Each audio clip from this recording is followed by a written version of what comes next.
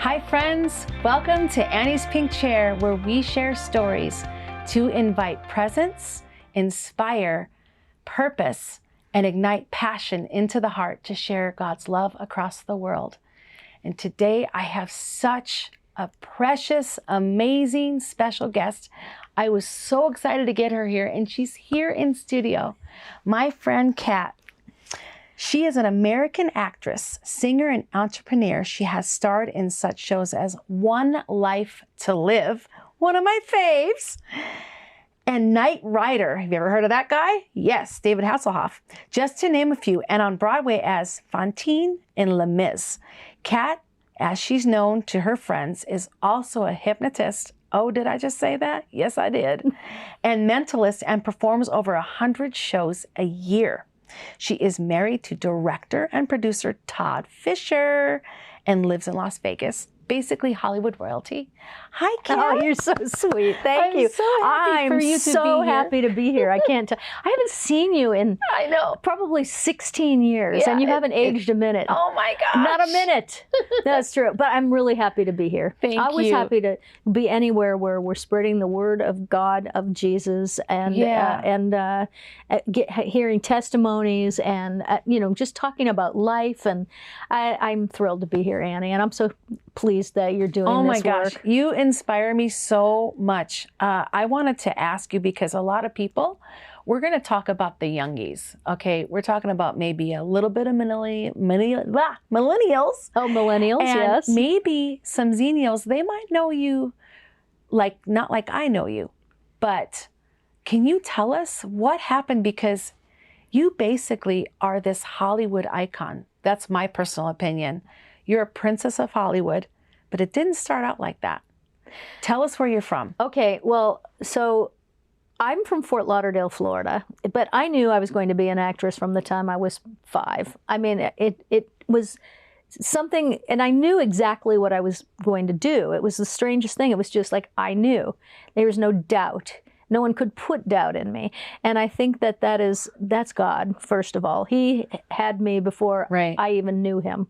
He was always, for me, my champion, my architect of my life, before I even knew him. So it is really an amazing thing. And I have walked away from, not left God, but, in the thick of my career, I have walked away thinking, I've got this, like most people do. And then your life, because you can have a great career, but when your life becomes a bit of a mess, then that's, and I love the saying, when you're weak, you're strong, because that really is at the time when you pull yourself up, seek God. And, it doesn't matter, because we can't let him go. Once you have him, he's never going to leave you. Right. We walk away from him. But it's so wonderful, because it may take a couple of, these things in life, and then one day everything just comes together. Right. And you realize this is the only way to live in a life of faith, grace, forgiveness, to believe in yourself, fellow man, be an inspiration, be an ambassador for Christ. It just hits you, So being in this business really isn't conducive to that, because when you become well known or start to make good money, and everybody's saying yes to you, and you're so this, and you're so great, and you're so that, and it's very hard to, if you don't have the humility of Christ, right. Because he's in the front row of everything I do. Yeah, he's our best. Yes, and the front row of my life. Right. And so I love the accountability, because, and also just because I came from a very chaotic background. That's my question. 5 years old, and you just knew, but then what is the chaotic? Because I know your parents were into the dental business, correct? Well, my father was a dental, surgeon, dental surgeon. But neither one of my parents, they were raised Catholic, and many times when that happens, people, when they get out of childhood and go into adulthood, they've been beaten, not physically, but, they've been told how bad they are, or of course, my mom was a Catholic. Totally, I mean, and I don't want to put down the Catholic faith because it's Yes. major. Yeah, But there's a lot of stuff, especially back in the 50s and the 40s. a lot of religious. Yeah. Yes, and so what happened was, that when they became adults, they really kind of went into agnostic land because if no one's feeding you, you get skinny. Right. So your spirit man is you can be big and fat on the outside, and your spirit man on the inside is this skinny little thing because no one's feeding him or her, right? Right. So I found the Lord on my own when I was little. He pulled me into a church. I wrote about this in my first book, The 30-Day Heartbreak Cure, which is a book I wrote. And, it's just, there was this big building. And when I was about 10, I asked my grandmother what it was. She said it was a church. She put me in the car because I asked her if she would take me there. And she said she would. She would drop me off. She did. I sat in the front pew every single Sunday. Was it a mass service? No, it was a big church. It was a Presbyterian church. But I would sit in the front row because I was alone and I was 10. That's really amazing. And I would wait because that's crazy. The minister, in my mind, he knew God personally because you're 10 years old. You're grasping the concept of something much bigger than you that is out there. And so I hung on every word he said, and he looked at me and chuckled and made me feel special because you see a 10-year-old person without any family around her. And I'm wondering what's going on. Yeah, and so he would shake hands at the door, big giant church. And I would wait in my line and shake his hand every day. And so he was just... I remember those churches. They used to shake your hand. Yeah, every day. And Lutheran churches were like that too. It's the best. Yeah, it is. It's that personal touch and that personal acknowledgement. I exist. I'm not just a number. Yeah. And so that was my first contact with God. And so I knew I was going to have a career in show business. I always knew that. How was the question. How do I get from a small town in Florida to, at that time, Hollywood, California? Right. How? And so my young life was chaotic because my parents got a divorce when I was about 5, and it was very contentious. And, so it was, but I always had joy. Always. And that's God, no doubt. Did you ever feel as a child that, is this my fault? No, I have to say I didn't. But things play out later in subconscious ways in our life. And mine was this. I figured out how to get out of a small town. I became a stewardess when I was 19. I don't know how you could have done that. I can't stand flying. Well, Catherine. I was afraid of flying, but what's stronger, your fear or your desire? That's really what it comes down to. And my desire to go out there was stronger than my fear of flying. And I only made it about 6 months. And then what airlines was it? Can I ask? It was National Airlines, which was based out of Florida. Okay. And I remember National Airlines. Yeah. Oh, yeah. It was really awesome. But I became the spokesperson for the airline and their TV. Of course, you're so gorgeous. Why not? Thank you. But I had to audition for doll. it. But then Barbie doll. It got me out of my small town. I quit after 6 months because I knew if I stayed any longer that I was never going to leave. It was a really good job. It was fun. It was really fun. But I had this destiny I felt like I had to fulfill, and part of that was going out, studying acting, becoming an actor. I wanted to be on soap operas. Why? Because I grew up watching them. Oh my gosh, teenage years. And so in my mind, it was like, wow, Summer be a story that never ends. And a story that never ends. It keeps going. Yeah, and just be good enough that they want you to keep going Everyone with eventually it. sleeps with everybody. I mean, it's just the way it is. It is. But, I get to stay home and have a normal life. And that's what I was after. But when I've said that your life plays out in ways that we don't think about, like we don't realize, I'm good. I grew up in chaos and it didn't affect me, except when your personal life is a mess. I mean, I always had a great career. I worked very hard for that. But what was your first break? Like your real, was it Texas? No. That's a good memory.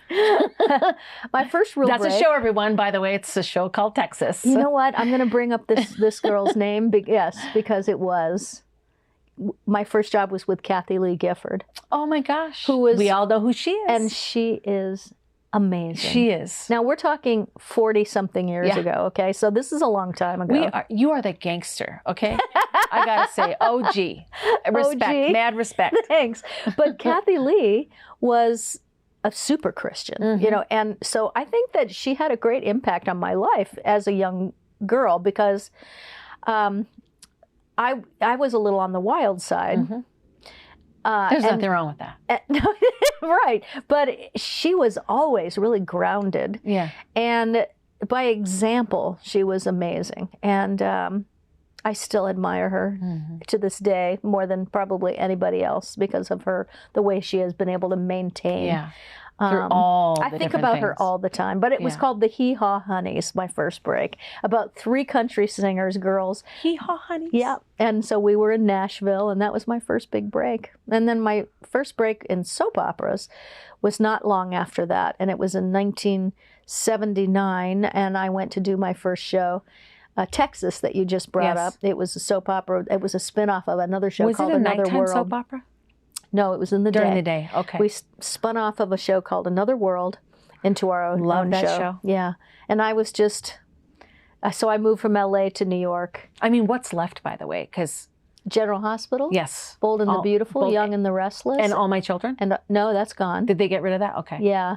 All My my Children is gone. What a great show that was. Yes, it was. And so, you know, it's One Life to Live. One Life to Live is gone.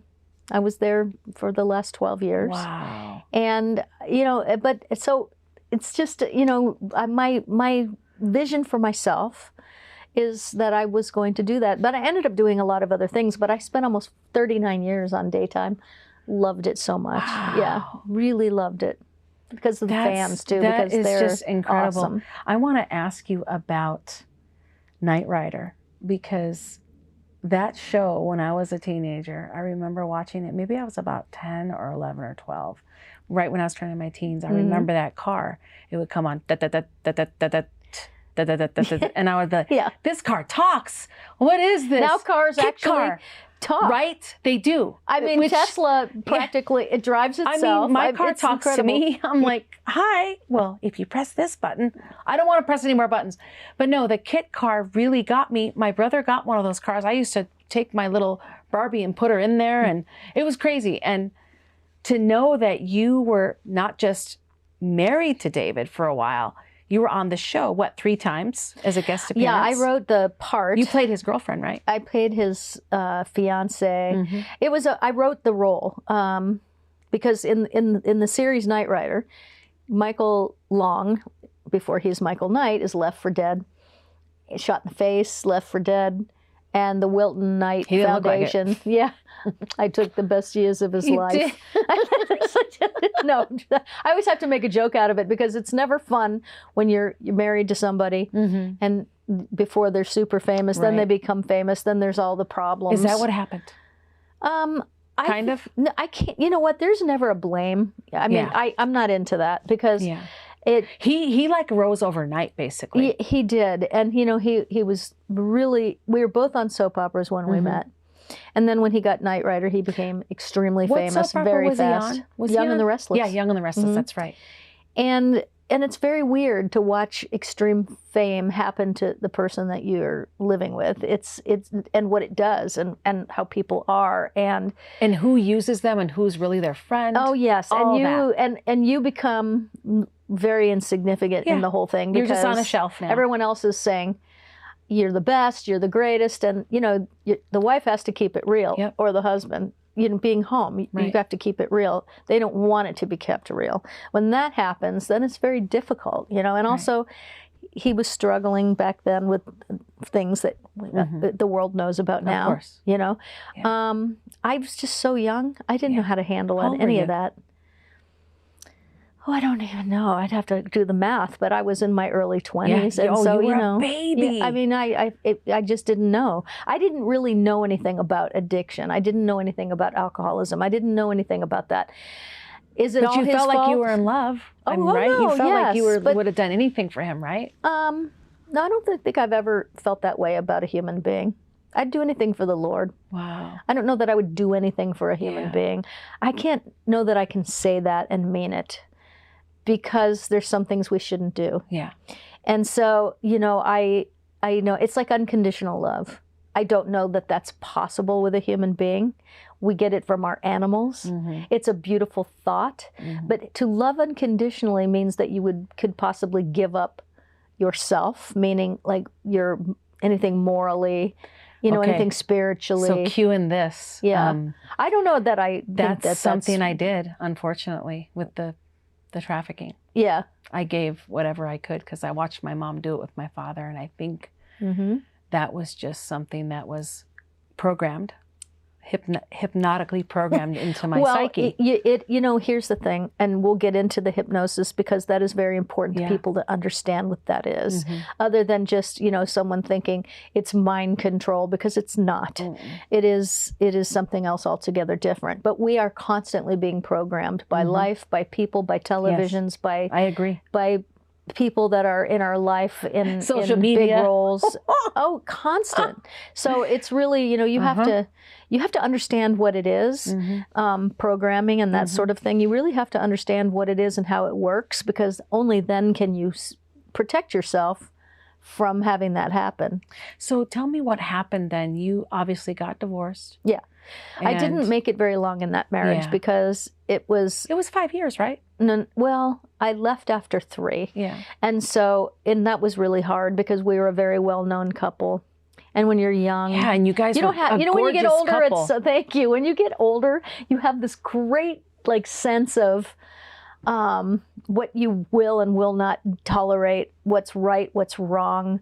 You know, it's wonderful. When you're young, you don't have that yet because you don't have the wisdom of life experience. So, but when we're at that age, when we're young, we think we do know everything. Well, yes, you know, we're think like, you know, but I do know, but you don't. And you're like, no, you really don't. Looking back now, the only way you can get wisdom is by living. Yes. And so youth is wasted on the young. That's why when we get older and we look at pictures of ourselves when we were younger, and we go, "Wow, I thought I was fat back then. I was really good looking. I never knew it," because youth is wasted on the young. Yes. You don't realize what you have, who you are. Good. Yeah, it's so good. Yep. So you ended up, you know, divorcing, and then what picked you up after that? Because obviously that divorce was really hard because there was a big support staff system in place for him and not for me at all. Right. Because I was the bad person for leaving. Everyone eventually came to me maybe a decade, 15 years later and apologized. I mean, the people around that marriage, because they realized when... God, that took so long. It does, but it doesn't matter. A decade, 15 years. Hey, I'm sorry. But you want to know something? I never expected it, so it was wonderful. Yeah. And I was more than happy to say, it's okay. Yeah. We're all in a different place now.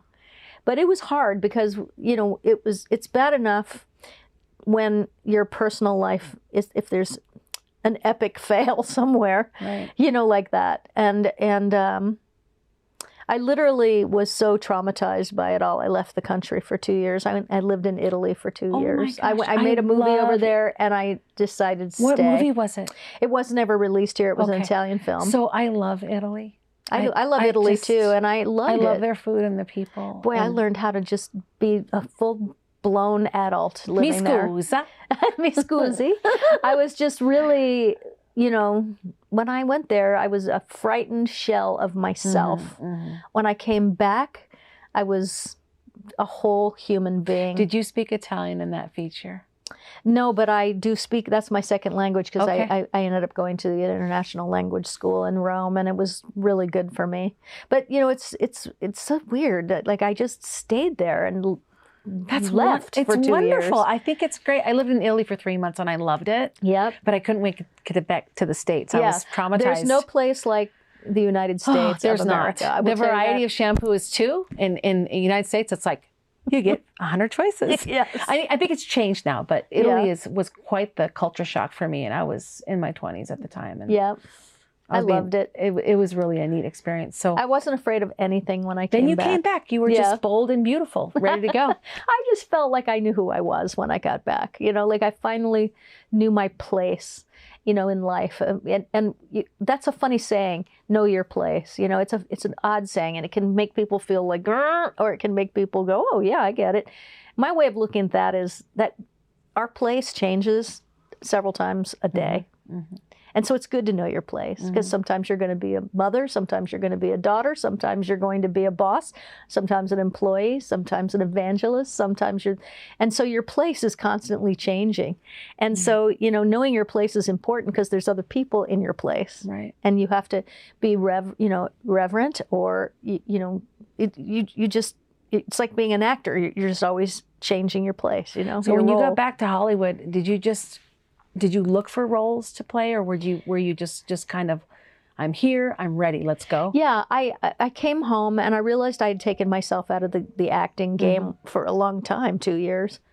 I mean, I did it over there, but taking myself out of it here. But life was good, and the Lord is always good. So I moved back here, and I met a fantastic man named Michael Knight. He was on All My Children. He played Tad Martin on All My Children, and he is an amazing human being, just an incredible person, super good heart. You know, we met, we were friends, we ended up friendship catching on fire. We got married, and he went back to New York to return to All My Children. And so I went, of course, back with him. And it was the best thing that ever happened to me, because first of all, I don't like Hollywood. I don't like it. I don't like being there. I don't like anything about it. Nothing. And I always felt that way. But I feel that way now more for obvious reasons. But in New York, actors are kind of like postal workers, you know. And so we don't think, oh, well, aren't I important? I have the VIP to get in this club. Move out of my way. You're just another person that get in the cab and shut up. No, yeah, you go to work. We call it the factory. You know? Get down to Broadway and get your little dance finished. Okay, exactly. So I loved living in New York, and once I moved there, and I started a show called Loving, and then we morphed into another show some years later called The City. That was ABC as well. And then when I was on that show, I did Les Mis on Broadway. I started singing lessons. None of this would have happened if I hadn't moved to New York, and none of that would have happened if I hadn't met Michael Knight. So you start to see how important the people that come into your life are. Absolutely. You know, we have just a couple minutes left. Yeah. I want to, because right now this is obviously going to be part one. Yes. I want to talk about your character in Les Mis. Oh, okay. Because it was fun. You played the prostitute. Yep. Possibly she was a victim of trafficking. Possibly. Well, she had to do that to take care of her sick daughter. Definitely. Yeah. So I wanted to kind of camp on that. So let's talk to everyone to say goodbye. And let's ask them. Actually, I want you to tell them what you do with your cosmetics. You have about 3 minutes, because you have your own cosmetics company. I do, and then I brought something for you. You did? Yes, I did. So when I was on One Life to Live, I started a cosmetic line because I was 43 years old, I think. 43? Yeah, I was 43 or 44. You look like you're in your 40s right now. I'm 66 now, and I'm proud of every minute. And I don't mind aging, because I understand it. And also, aging is a lot in your mind, how you age physically. You look so gorgeous, Kat. Come on. But I started this company because I was looking at my dressing room table, and I had a lipstick from one company and a powder from another one and foundation from another one. And I thought, look at all these places I had to go to. And, and it was trial by error constantly, and a lot of money being spent. And I thought they could do better. That's what I thought. It could be better. I like this. It's good, and it's the best, but it could be better. So I ended up going to a chemist, a cosmetic chemist, and having things copied but made better in color or formula. Right. And I did it just for myself. And all the actors on the show were like, she looks good on camera. I want what she's using. And the makeup artist said she's using her own makeup. So that's how I actually became a company, is because everybody seemed to want it. So what I brought you today, sorry about this. This is so fun. I feel like I'm having Christmas right now. Well, you are, because. What is this? Well, this is a color palette. And oh, wow. So this is for any type of woman, no matter what your hair color, your skin color. They're all natural colors found in nature, you know. Now you're a bling girl. You like your bling on your face and your pinks and all that stuff, and that's great. But this palette is designed, because I was already in my 40s. This is designed to make you look at least 10 years younger. Yeah. And it is also designed to be a 5-minute makeup job, which is what I did for myself. I didn't know we were on camera today, so I'm not sure how I look. Awesome. But I can tell you that this is what I'm wearing, and I loved, you know. So let's talk about the name. So if people want to look this up, because we have about 1 minute. Okay, it's Cat Cosmetics, because my CAT Cosmetics.com. And they can just go to catcosmetics.com. That's going to be on the screen, everyone. That's right. And if you see something you like, if you use the code WeCare, all one word, WeCare, because I do, and so do my people care. Oh. So WeCare, and you'll get 20% off of everything. Wonderful. Yeah. Thank you. And this is the brush that goes with the kit. It's sable. And then you have the lip gloss, which is pink. You're going to love that. Yeah. It looks like what you have on a little bit. It lights up your face. And then you have the pencil, which I have on right now, and your sharpener. So that's a whole kit called the Instant Beauty Kit. Okay. Yeah. And I love my company. It's 21 years old now. And wow. Yeah, everyone's congratulations. You can't do it. It's going to fail. No. Okay. Come on, girl. You're doing awesome. Talk to the hand. That's Talk right. to the That's hand. right. You just can't take on other people's insecurities. Catcosmetics.com. Yeah. All right. Perfect. We will see you again on part 2. Thank you. My name is Annie Lobert, and we'll see you in part 2.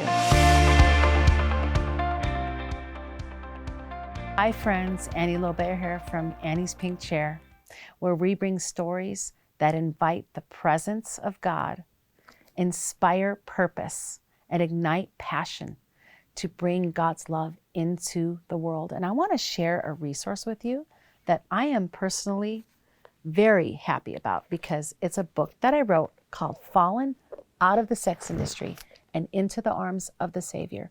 It's in English and in Spanish. And this is my crazy, harrowing journey out of sex trafficking. Getting out of sex trafficking was one of the hardest things I had ever done in my life. But my story explains, it reads just like a movie, how I got out. But first of all, how I got pulled in, why I got pulled in. You think about it. A white girl, how did she get into trafficking? Yes, it happens. And how God lovingly, gently scooped me out of the arms of the devil and snatched me out of that realm and brought me into his kingdom to do the work that I'm called to do now. Please go to our website. You can pick up our book. And also, we need your partnership. TV is not free. Podcasting is not free. Just go to pinkchair.com, click on donate, and help us end human sex trafficking. Thank you so much.